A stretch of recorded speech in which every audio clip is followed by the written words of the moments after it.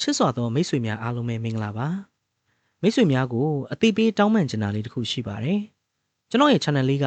အရင်ကဗုဒ္ဓ channel လို့အမည်ပေးထားတာဖြစ်ပြီးမြတ်ဗုဒ္ဓနဲ့ပတ်သက်တဲ့အကြောင်းအရာတွေပုံမှန်တင်ဆက်ပေးနေခဲ့တာပါဒါပေမဲ့နိုင်ငံရေးအခြေအနေတွေကြောင့်ကျွန်တော်ရဲ့ channel လေးနဲ့တစ်နှစ်လောက်အဆက်အသွယ်ပြတ်သွားခဲ့ပါတယ်အဲ့အတွက်အနူးညွတ်တောင်းပန်ပါတယ်ခင်ဗျာအခု channel လေးကိုဗုဒ္ဓအကြောင်းတီးသန့်မဟုတ်ပဲဖြစ်ရမှန်ဇာတ်လမ်းလေးတွေကိုလည်းတင်ဆက်ပေးသွားမှာဖြစ်တာကြောင့် channel နာမည်လေးကိုဗုဒ္ဓ channel အစား Beyond Tales လို့နာမည်ပြောင်းပြီးဗုဒ္ဓဘာသာနဲ့ပတ်သက်တဲ့အကြောင်းအရာတွေသာမကဖြစ်ရမှန်ဇာတ်လမ်းလေးတွေကိုလည်းတင်ဆက်ပေးသွားမှာဖြစ်လို့ချစ်စွာသောမိတ်ဆွေများကိုအတိပေးမေတ္တာရက်ခံရင် channel လေးကိုမိဘမေတ္တာဖော်ကျူးတဲ့ပညာပေးဇာတ်လမ်းလေးနဲ့ပြန်လည်အသက်သွင်းစတင်ကြပါရခင်ဗျာဒီနေ့တင်ဆက်ပေးခြင်းတဲ့ဇာတ်လမ်းလေးကတော့သားဆိုးသားမိုက်တယောက်ရဲ့အချွတ်တရားလို့ဆိုတဲ့ဖြစ်ရမှန်ဇာတ်လမ်းလေးပဲဖြစ်ပါတယ်ချစ်စွာသောမိတ်ဆွေများနားဆင်ပေးကြပါအောင်ခင်ဗျာတမ်းမောင်တယောက်အုံနှောက်နဲ့အာယုံကျော်အထူးကုစေယုံကြီး၌တက်ရောက်ကုသနေခဲ့သည်မှာနှစ်ပတ်ကျော်ခဲ့ပြီအုံနှောက်အတွင်း၌အရေးကြီးတည်နေ၍ဖောက်ထုတ်ရန်စမ်းသပ်မှုများပြုလုပ်နေရ၍ရက်အတော်ကြာစေယုံတက်နေရခြင်းဖြစ်တယ်ပထမတော့အုံနှောက်ကိုခွဲစိတ်ကုသရန်ဖြစ်တော်လဲ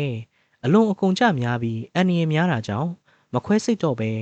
အာကောင်မှဖောက်၍အုံနောက်မှာတည်နေတဲ့ရေကြီးများကိုဖောက်ထုတ်ရန်စမ်းသပ်ကြခြင်းဖြစ်တယ်။လူနာတမ်းမောင်အနေနဲ့အုံနောက်အရေးကြီးစတင်တည်စားကခေါင်းမူတဲ့ဝေဒနာကိုခံစားခဲ့ရပြီးနောက်ပိုင်းမှာခေါင်းကိုက်လာတယ်။ပူပြီးအခြေအနေဆိုးလာတဲ့အခါအိပ်၍သာနေရတယ်။မှတ်ဉာဏ်အားလည်းနည်းလာတယ်။နောက်ဆုံးအိပ်ရတယ်လဲတော့တယ်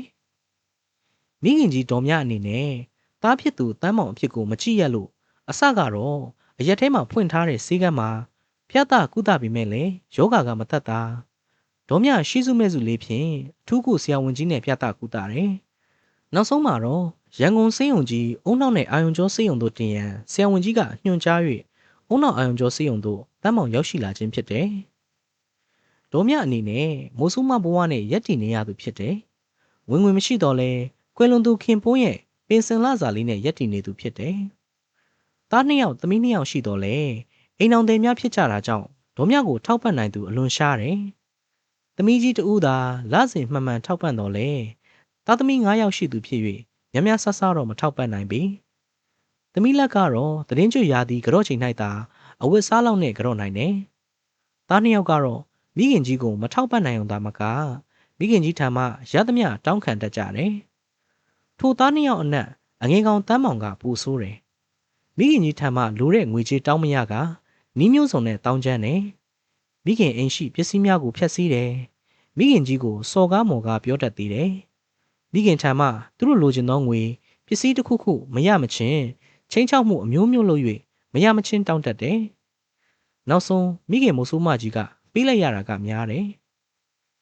မိမိအပေါ်တစ်စက်ကလေးမှမကောင်းခဲ့တဲ့တားငယ်အပေါ်မိခင်မြတ်တာနဲ့တက်နိုင်သလောက်အကုန်ကြခံ၍စေကုသပေးခဲ့တယ်စေယုံတက်တဲ့အချိန်ကစပြီးတတိမရတဲ့ချက်ရတဲ့ချက်ဖြစ်နေတဲ့တားငယ်ကိုကြည့်ပြီးစိတ်မကောင်းဖြစ်နေတဲ့ဒေါ်မြကိုယ်တိုင်ကအသက်80ကျော်အရွယ်ကျန်းမာရေးသိပ်ကောင်းသူတယောက်တော့မဟုတ်ပါသွေးတိုးနှလုံးရောဂါအတွက်ဆေးမပြတ်တောက်နေရသူလည်းဖြစ်တယ်ဒီနေ့တားဖြစ်သူရဲ့အုံနောက်မှာတည်နေတဲ့ရေအိတ်ကိုအာကုံကနေဖောက်ပြီးစုပ်ထုတ်မှဖြစ်တာကြောင့်ဒေါ်မြဆေးရုံသို့မနက်9နာရီကပင်ရောက်ရှိနေခဲ့တယ်မနက်10နာရီမှာတားကိုခွဲစိတ်ခန်းအတွင်းသို့ခေါ်သွင်းသွားချိန်ကစပြီးဒေါ်မြတယောက်တတ်တလောက်မှတ်တလောက်ဂါရာများကိုရွတ်နေမိတယ်။သားအတွက်စိတ်တော့ကဖြစ်နေပြီးသားငယ်ကျမ်းမာရေးအတွက်မေတ္တာပို့ဆုတောင်းနေမိတယ်။ခွဲစိတ်ခန်းပြင်ပမှာသားအတွက်စိတ်ပူပင်တော့ကရောက်နေရမှလွန်ခဲ့တဲ့9နှစ်လောက်ကကွယ်လွန်ခဲ့တဲ့ခင်ပွန်းဖြစ်သူဦးအေးကိုလည်းတတိယနေမိတယ်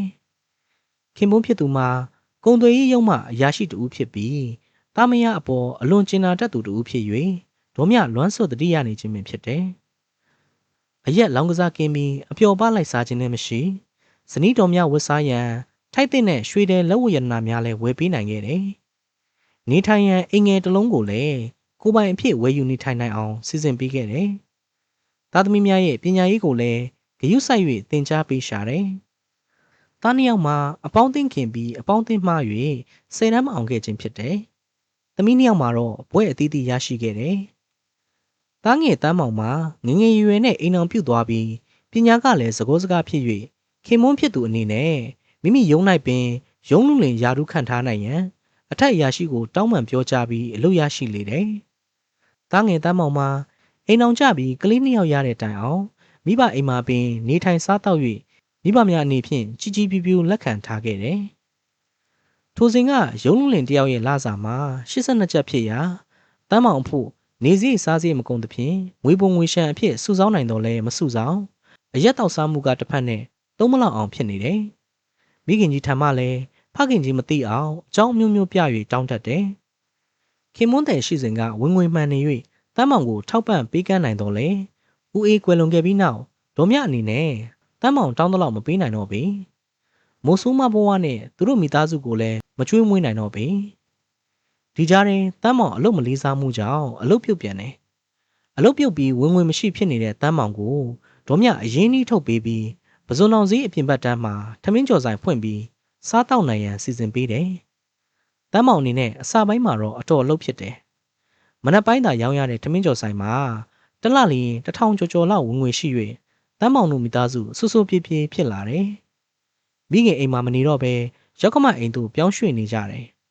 ရောက်ခမအိမ်စရိတ်ကိုတမ်းမောင်ကတာဝန်ယူခဲ့တယ်မိခင်ကြီးဒေါ်မြအတွက်ကိုတမ်းမောင်ထဲ့ပေမတွက်မိခင်ကြီးရဲ့အရင်းနှီးကိုလည်းပြန်မဆက်တော့ပေတမ်းမောင်စီးပွားရေးအောင်မြင်လာတဲ့အခါဇာတိပြလာတယ်လောင်းကစားမျိုးစုံလုပ်လာတယ်အရက်တောက်လာတယ်ထိုအခါအချွေးပတ်လည်ဝိုင်းလာပြန်တယ်နောက်ဆုံးဝင်ငွေမှန်နေတဲ့ထမင်းကြော်ဆိုင်ကိုပိတ်လိုက်ရတော့တယ်ကျွေးတင်လာပြီးကျွေးပြဿနာရှင်းရန်မိခင်တော်များထံအပူကတ်လာတယ်တမ်းမောင်ရဲ့နီးပရိရဲ့အတိုင်းမိခင်ကြီးကိုအနုနီးနဲ့မရတဲ့အခါအကျန်းဖတ်ပြီးကျွေးဆက်စရာငွေတောင်းလာတယ်နောက်ဆုံးမိခင်ကြီးတော်များအနေနဲ့ခင်ပွန်းဝယ်ယူပေး၍ဝတ်ဆင်ထားတဲ့နှစ်ချက်သားခန့်ရှိတဲ့ဆွဲကြိုးကိုရောင်း၍တမ်းမောင်အကျွေးကိုဆက်ပေးလိုက်ရတယ်တမ်းမောင်အလုပ်ပြောင်းလုပ်ပြန်တယ်ထမင်းကြော်ဆိုင်ကိုရောင်းလိုက်ရတော့ထိုဆိုင်နဲ့နှစ်ဆိုင်ကျော်မှာအကျွေးဝယ်ယူလို့ရတဲ့မီးသွေးဆိုင်ဖွင့်ပြန်တယ်မီးသွေးဆိုင်ရဲ့သဘောတဘာဝမှာပင်ရင်းဆိုင်ကြီးကမီးသွေးများကိုအိတ်လိုက်ချင်းလိုက်ဝယ်ယူပြီးလက်လီ90သားတပိတ်သာစသဖြင့်ပြန်ရောင်းခြင်းဖြစ်တယ်ထိုအလုပ်နဲ့လည်းတမ်းမောင်အကျိုးပေးခဲ့တယ်ဒီနေ့ငွေ400-500အမြတ်ဆုံးရတယ်ထမင်းကျော်ဆိုင်လောက်အလုပ်မများတော့တမ်းမောင်အတော်သဘောကျတယ်လုပ်ငန်းအဆင်ပြေပြီးဝင်ငွေကောင်းနေတာကြောင့်ဒေါ်မြအနေနဲ့တားဖြစ်သူထံမှရွှေရောင်းရည်ယူသွားတဲ့ငွေ8000အတွက်ပြန်ရလိုကြောင်းမျှော်လင့်နေမိတော့လေတမ်းမောင်အနေနဲ့စကားတခုမှဟမလာပေဒါကြောင့်ဒေါ်မြကတားဖြစ်သူကိုတမ်းမောင်မင်းငွေရေးချေးအဆင်ပြေနေရင်လေအမိစီကရွှေရောင်းမိယူသွားတဲ့ငွေတွေကတက်နေတယ်လို့ပြန်ဆက်အောင်ငါမှလည်းဝင်ငွေရှိတာမဟုတ်လို့ငွေအသုံးကျက်နေတယ်အမေကလည်းပြန်ဆက်မှာပေါ့ဗျလောလောဆယ်ကျွန်တော်အနေနဲ့မီးသွေးဝယ်ရင်းနေရလို့ငွေတောင်းလုံးနေတာအကျွေးဝယ်ရောင်းတော့ဆိုင်ကဈေးတင်ထားလို့အမျက်သိမရှိလို့အခုမီးသွေးပို့တဲ့ကားတွေစီကလက်ငင်းငွေပေးဝယ်နေရတယ်ဒါမှပင်းရင်းစင်းနဲ့ရလို့အကျိုးမြတ်လေးရှိလာတာအမေစီကတော့ငွေအရင်းနှီးတောင်းဖို့စိတ်ကူးနေတာတမ်းမောင်စကားကြားမိတော့ဒေါ်မြတယောက်နှုတ်ဆက်သွားတယ်တားထံမှငွေပြန်မရယုံတာမကထိုက်၍တောင်းခံလာတာကြောင့်အသာငြိမ်နေလိုက်ရခြင်းဖြစ်တယ်စီးပွားလေးဖြစ်ပြီးဝင်ငွေမှန်လာတဲ့အခါတားမယားရောက်ခမတို့အတွက်ခောက်ဆွဲကြော်ကြာစံကြော်အထုပ်များဝယ်သွားတဲ့တဲ့တင်ကြားနေရတော့လေမိခင်အရင်ခောက်ခောက်တော်များအတွက်စားစရာတောက်စရာပို့ဖို့မဆိုထားနဲ့နေအိမ်တို့ပင်မလာရောက်တော့ပါဒါကြောင့်လေဒေါ်များနှုတ်မှတားရတာနားတာပဲဟူသောစကားကိုတွင်တွင်ရွတ်နေမိတယ်ခွဲစိတ်ခန်းအတွင်းမှတမ်းမောင်ကိုသူနာပြုဆရာဆရာမများဆရာဝန်များခြံရံ၍ထုတ်လာတဲ့အခါဒေါ်များတယောက်စိုးရိမ်တကြီးနဲ့တွန်းလာတဲ့လှဲအနီးသို့သွားကြည့်မိတယ်ဘေးမှာပါလာတဲ့ဆရာဝန်နဲ့ဆရာမများကိုလည်းဆရာကြီးတို့ဆရာမတို့ကျမသားလေးအခြေအနေကောင်းပါရဲ့လားကောင်းပါလေတော်တော်မေးစည်းမပြေသေးလို့ပါနောက်2 နာရီလောက်ဆိုသတိရလာမှာပါဆရာဝန်ကြီးရဲ့အဖြေစကားကြားမှာဒေါ်မြစိတ်သက်သာရသွားတယ်တောင်းစိုးပလုံးစိုးကိုသာပြေရိုးထုံးစံရှိတော့လေသားစိုးကိုကပြေရိုးမရှိဆိုသောစကားအရာမိမိပေါ်တစ်ချက်ကလေးမှမကောင်းခဲ့တဲ့သားစိုးတမ်းမောင်အတွက်စိတ်တော့ကဖြစ်နေုံသာမကတစုံတစ်ခုဖြစ်သွားမှာကိုပင်စိုးရိမ်နေမိတယ်တမ်းမောင်မိမအနေနဲ့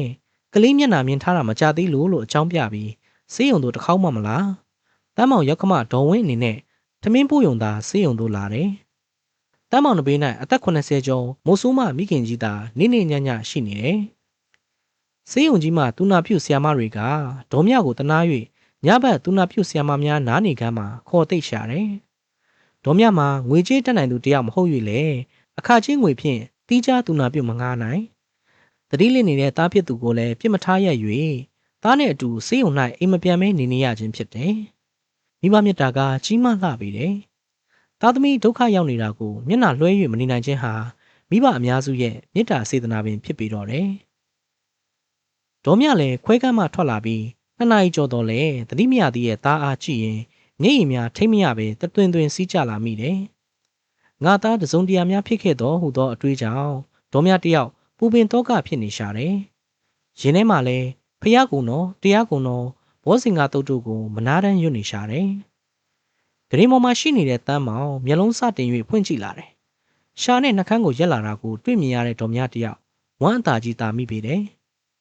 ဆေးရုံတင်ပြီးတဲ့နောက်ပိုင်းတန်းမောင်မြည်သည့်အစားမှမစားတော့ပဲတတိလေး၍နေတယ်အကျောမှပိုက်ဖြင့်ဂလူးကို့စ်နဲ့ဆေးများသွင်းပေးရသလိုနှာခေါင်းမှပိုက်ဖြင့်အစာရင်တွင်းသို့ထမင်းရည်များသွင်းပေးရတယ်တန်းမောင်ကတော့တတိလုံးဝလစ်နေပြီးမျက်လုံးပင်မဖွင့်နိုင်ပါအခုတန်းမောင်တယောက်မျက်လုံးဖွင့်လာသလိုရှာထုတ်၍ပင်နှကန်းကိုရက်လာ၍အခြေအနေတိုးတက်လာကြောင်းဒေါ်မြတွေ့ရတဲ့အခါအလွန်ဝမ်းသာမိပေတယ်တန်းမောင်မျက်နှာနာကိုဒေါ်မြအသားရကပ်၍ဒါတတိရလာပြီလားဒေါ်မြအတန်ကြားတဲ့အခါတန်းမောင်မျက်လုံးကြဲကြဲပွင့်လာပြီးပါဇက်မှလည်းစကားပြောရန်ကြိုးစားလာတယ်ထိုချိန်၌ဆရာဝန်နဲ့ဆရာမ2 ယောက်ရောက်လာပြီးတော်စကားမပြောနဲ့အောင်လူနာကိုနားပါစေအုံနောက်ထဲကအရေးကြီးတွေထုတ်ပစ်လိုက်လို့အုံနောက်ပြန်အလုပ်လုပ်ပါလိမ့်မယ်လောလောဆယ်နားပါစေမေစည်းကလည်းတိတ်မပြေသေးလို့တတိမရသေးရပါဒေါ်မြတညာလုံးအိမ်မပြောပဲအတွေးခေါင်နေမိတယ်ကွယ်လွန်သူခင်မွန်းဦးအေးကိုပို၍တတိရမိတယ်မိသားစုစာဝတ်နေရေးကိုအပင်ပန်းခံရှာဖွေကျွေးမွေးခဲ့တယ်မိမိနဲ့သားသမီးများအပေါ်ချင်းချင်းနာနာချစ်ချစ်ခင်ခင်ရှိလာတယ်ယခုလိုအချိန်မျိုးမှသာဆိုရင်ဦးအေးသည်မိမိထပ်ပို၍စိတ်တော့ကဖြစ်မိကိုလည်းဒေါ်မြမြင်အောင်နေမိတယ်နနက်မိုးလင်းကမှဒေါ်မြအိပ်ပျော်သွားတယ်တိတ်ကြကြမအိပ်လိုက်ရပါဆရာမတယောက်ရဲ့အတန်ကြောင့်ဒေါ်မြအိပ်ရမှနိုးလာတယ်တော်မနက်မိုးလင်းနေပြီဆရာဝန်ကြီးတွေ round လှည့်တော့မယ်တော်သားလည်းတတိယနေပြီအဖေအမေနဲ့တော်ကိုမေးနေတယ်ဒေါ်မြအိပ်ရမှလူးလဲထားလိုက်တယ်သားသတင်းကြား၍ဝမ်းအသာကြီးသားကမျက်နှာပင်မတက်တော့ပဲသားကရင်ရှိရာသို့ပြေးလူမတက်သွားရောက်လေတယ်တမ်းမောင်မိခင်ကြီးကိုမြင်တဲ့အခါလက်အုပ်ချီပြီးနှုတ်မှလဲအမေကိုကျွန်တော်ကတော့ပါတယ်အမေရဲ့ကျွန်တော်အမေပေါ်ကျူးလွန်ခဲ့တဲ့အပြစ်တွေကိုခွင့်လွှတ်ပေးပါအမေထူးထူးဆန်းဆန်းတမ်းမောင်တယောက်မိခင်ကြီးကိုပက်လက်အိတ်နေရာမှာလက်အုပ်ချီကတော့လျက်နှုတ်မှအတန်တန်တောင်းပန်နေတာကိုဒေါ်မြမြင်ရတဲ့အခါပီတိဖြစ်မိပေတယ်ငါသားတမ်းမောင်နေကောင်းနေနော်အမေငါသားကိုခွင့်လွှတ်ပြီးသားပါဘယ်တော့မှအပြစ်မယူခဲ့ပါဘူးသားရဲ့ဒေါ်မြအတန်များတုံနေရှာတယ်သားဖြစ်သူရဲ့အပြုအမူလေတံပြော့ပြော့ဖြင့်တောင်းပန်နေပုံကိုမြင်တွေ့ရတဲ့ဒေါ်မြတယောက်စိတ်ကြည်နူးလျက်ပြုံးနေရှာတယ်လူကောင်းပဂရိပမာဖြစ်နေတဲ့တမ်းမောင်ကိုမြင်မိတဲ့ဒေါ်မြလည်းဖျားတရားတန်ဃာတို့ရဲ့ဂုဏ်ကျေးဇူးကိုအထူးသိမြင်ပြီးကြည်နူးတရာဖြစ်မိလေတယ်သားတမ်းမောင်မင်း2 ပတ်ကျော်လောက်တတိလစ်နေတာမင်းသိတ်ကံကောင်းနေနေကောင်းလာရင်ကျမ်းမာရေးယူဆိုင်ပါသားရဲ့ပြပြတီတီမနေနဲ့နော်စိတ်ချပါမေရဲ့ကျွန်တော်လိမ်မာနေပါပြီကျွန်တော်ဘဝမှာတခါမှမကြုံဘူးတာတွေကြုံခဲ့ရလို့နောင်နာလည်းရနေပါပြီမေရဲ့မိကိုလည်းဘတော်မှထပ်ပြီးမစော်ကားတော့ပါဘူးတမ်းမောင်တတိလစ်နေစဉ်ဝိညာဉ်ဘဝနဲ့ကြောက်မက်ဖွယ်ရာများကြုံတွေ့ခဲ့ရ၍နောင်နာစကားကိုအလေးနက်ပြောလာရုံသာမကမိခင်ကြီးကိုလည်းအချိန်ချင်းတောင်းပန်နေသည်မှာထူးခြားလှတယ်အမေကျွန်တော်တတိလစ်နေချိန်မှာကျွန်တော်အိမ်မက်လူတကယ်လူနဲ့တွေ့ကြုံခဲ့ရတာတွေသိကြောက်စရာကောင်းတယ်ပထမဆုံးကျွန်တော်အိမ်ကိုရောက်သွားတယ်ကျွန်တော်ကသာခင်တင်းတို့သားအမိကိုမြင်ရပြီးသူတို့ကကျွန်တော်ကိုမမြင်ကြဘူးကျွန်တော်ပြောတာလေသူတို့မကြားရအောင်အင်းကနေရုတ်တရက်ကျွန်တော်ရန်ကုန်စေးုံကြီးရေခဲတိုင်နာကတစ်ပင်အောက်ကိုရောက်သွားတယ်တစ်ပင်လုံးပုံတရံအမျိုးမျိုးနဲ့မကောင်းဆိုးဝါးတွေပြည့်နေတာပဲကျွန်တော်နေစရာတစ်ကိုင်းလို့မရှိလို့တစ်မြစ်စုံကြားမှာနေရတယ်အဲ့တစ်ပင်မှာအတော်ကြာနေနေတဲ့အချိန်မှာတခါဒီစေးုံကိုပြန်ရောက်လာတယ်အမိကိုရောကျွန်တော်ခန္ဓာကိုယ်ကြီးကိုရောမြင်နေရတယ်စေးုံကြီးရေခဲတိုင်ဘေးကတစ်ပင်မှာနေရာကနေကျွန်တော်လွင့်ထွက်သွားပြီးမီးတောင်မီလီယံတွေကြားထဲမှာလူတွေပြေးကြလွှားကြမီးလောင်ကြနဲ့ကြောက်စရာကောင်းတဲ့နေရာကိုရောက်သွားပါတယ်ကျွန်တော်နားမှာလဲလက်ထဲမှာချွန်းထက်လက်နက်ကြီးတွေကိုကင်ထားတဲ့သူတွေရက်နေပြီးကျွန်တော်ကိုမီးပုံနဲ့ပစ်ချဖို့တစ်ဖက်တစ်ချက်ကနေကင်ထားပြီးအမေကိုထိလက်ရောက်စော်ကားထားတဲ့ကောင်ကိုမီးပုံနဲ့ပစ်ချရမယ်လို့ပြောနေတော့နောက်ဝက်နဲ့စားတဲ့သူတယောက်ရောက်လာပြီးဒီကောင်အလှည့်မဟုတ်သေးဘူးဒီကောင်ကိုပြန်ပို့လိုက်ကြဒီကောင်အမေကိုစော်ကားထားတဲ့အတွက်ဒီတက်ဆိုးတဲ့နေရာရောက်မှာအခုသူ့ကိုခေါ်ဖို့အချိန်မတန်သေးဘူးလို့ပြောပြီးကျွန်တော်ကိုဆွဲခေါ်သွားရကတတိလက်သွားပြီးအခုဆေးရုံပေါ်ပြန်လာတာပဲအမေကျ ကျွန်တော်အမိကိုဘယ်တော့မှမစော်ကားတော့ပါဘူးကျွန်တော်ကိုခွင့်လွှတ်ပါအမေရဲ့တမ်းမအောင်တကယ်ခံစားချက်နဲ့ပြောနေခြင်းဖြစ်၍